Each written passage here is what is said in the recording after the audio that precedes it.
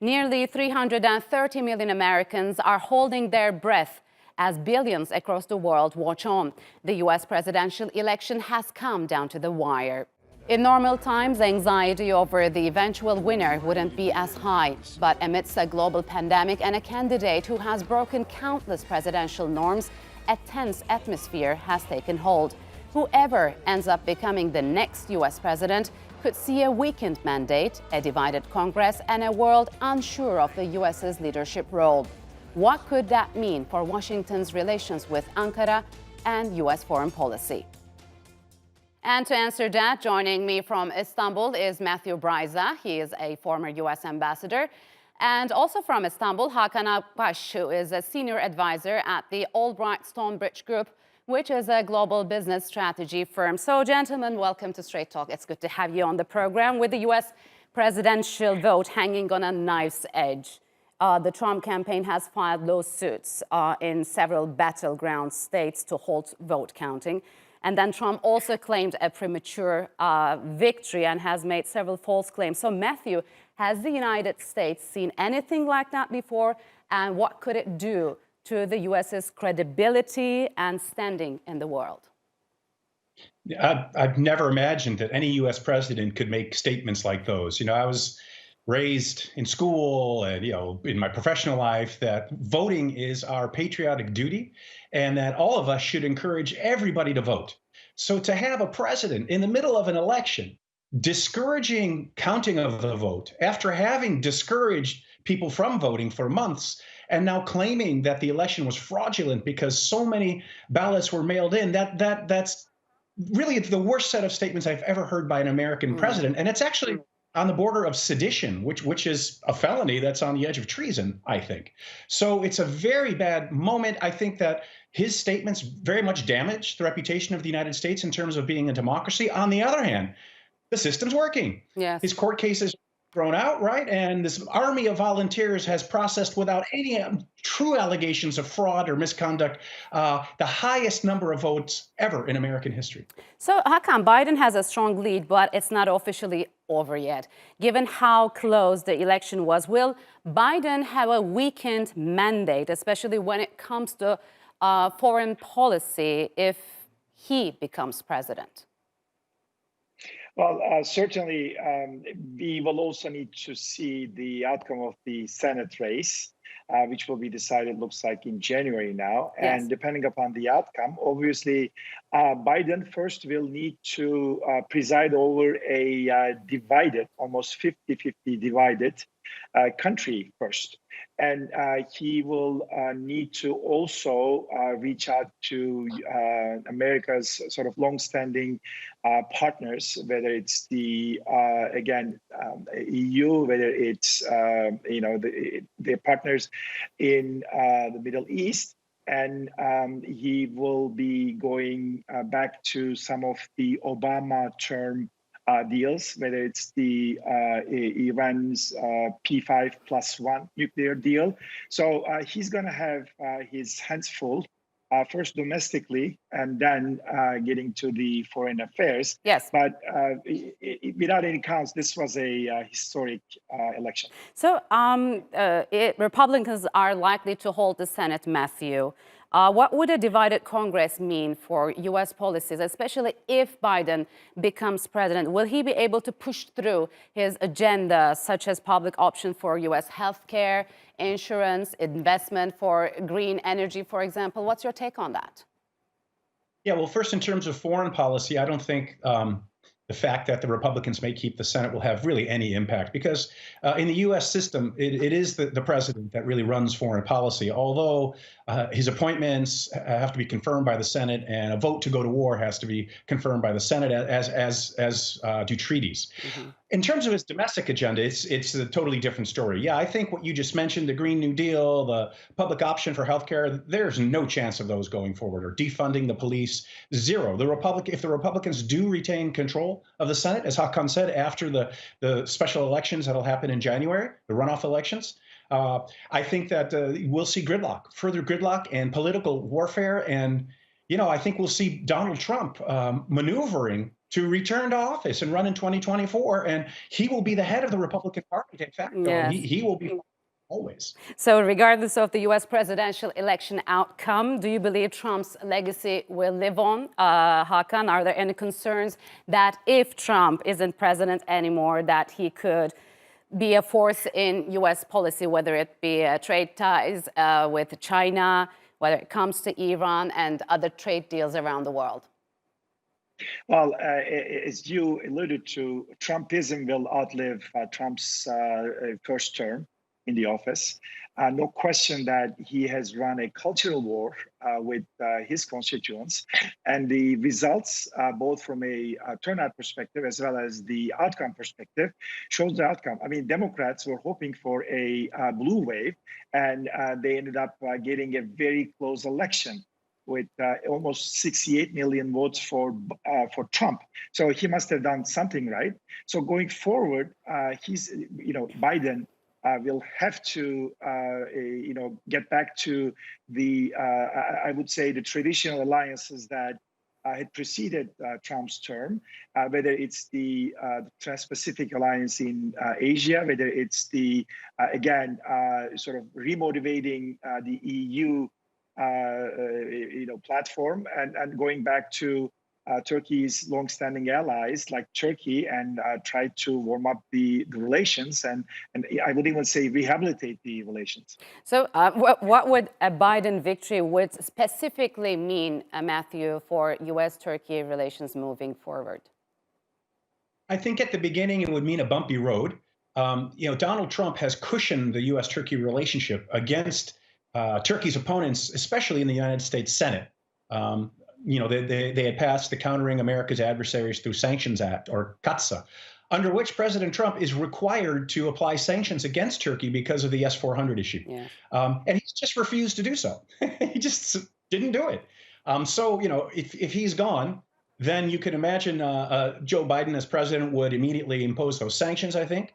Biden has, for a long, long time, tilted in the opposite direction of Turkey when it comes to Kurdish issues, whether it's the YPG in northern Syria, or even way back when. Remember, after the second war in Iraq, he wrote a famous op-ed in the New York Times that talked about maybe breaking up Iraq into three cantons, one Sunni, one Shia, and one Kurdish. And then he's traditionally been close to Greek-American and Armenian-American lobbies, who obviously are no friends of Turkey. But after a little time were to go on, knowing him, having worked directly with him, with then Senator Biden, I know he's a systematic, strategic thinker. For him, NATO is the center of all U.S. security, and Ukraine is really important. He was President Obama's point man on Ukraine after Russia invaded. So this recent agreement between Ukraine and Turkey on military technology co-production, I think he's going to see that that's a very useful tool for the United States to contain Russia's aggressive behavior in the Black Sea region. So regardless of who wins the elections, Hakan, what are the main areas the U.S. and Turkey should cooperate on?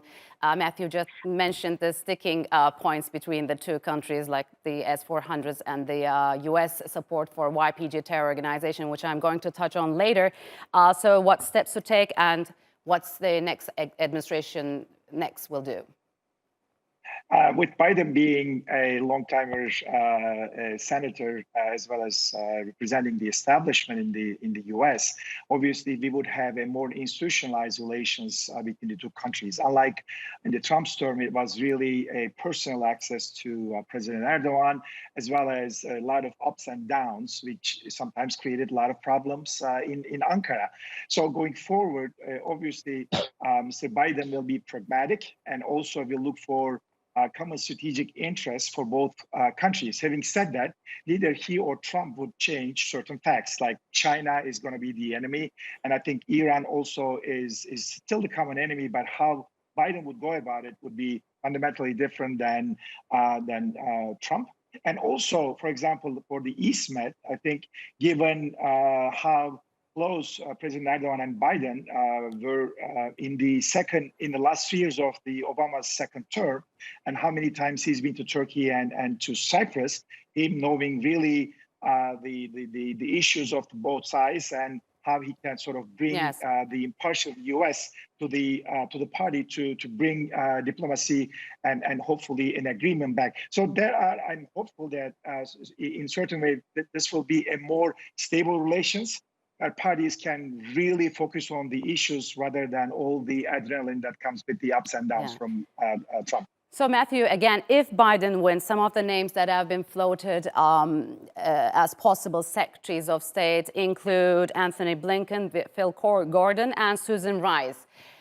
She views the YPG as a dear friend of the United States. What would that mean for Turkey's fight against the terror organizations, the PKK in Iraq and YPG in Syria moving forward?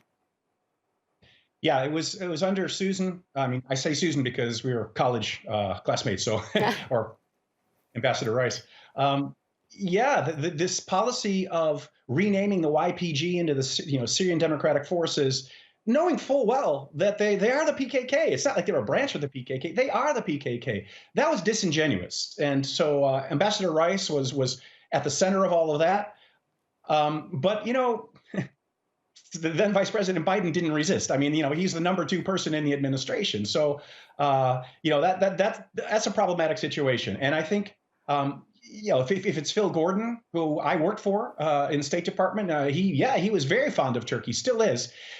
The problem is, and so is Tony Blinken, but the problem is that, I don't know a nice way to say this, but the brand of Turkey is toxic in Washington right now. I can't overestimate how many people are angry at Turkey in the Congress, in think tanks. I think mistakenly, I think they don't understand the issues at hand, and they conflate supporting the YPG or partnering with the YPG with working with an ally or with like supporting all of the Kurds, when in effect, this is a terrorist organization as recognized by the U.S. vis-a-vis the PKK.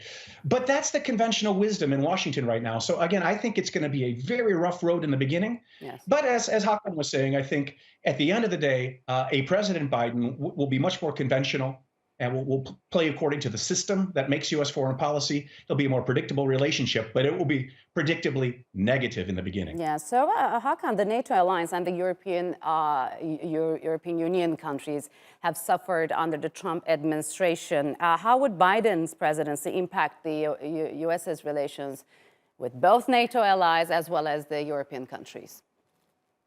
Without any doubt, both platforms would be glad to see President Biden back, and especially when it comes to NATO, there was a lot of doubt whether that once Trump wins, he would actually disband. He could disband or exit NATO like he did Paris, Climate Alliance. So from that perspective, I think everybody is relieved. And as far as the EU and US relations now, with Brexit sort of being at the brink and the future being uncertain, obviously that will be also an interesting dilemma that Mr. Biden will need to take on.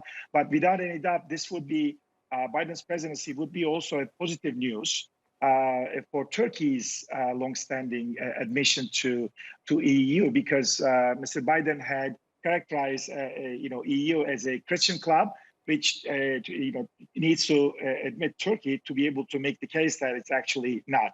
So we will also, going forward, see probably, as I said, U.S. still being disenfranchised in Afghanistan, in Syria, in Iraq, because yes. I don't see the U.S. military going back in bigger numbers those geographies. So whether it's Trump or Biden, that shouldn't also make a big difference, provided that, again, Ankara would find a president that can at least have an understanding either way.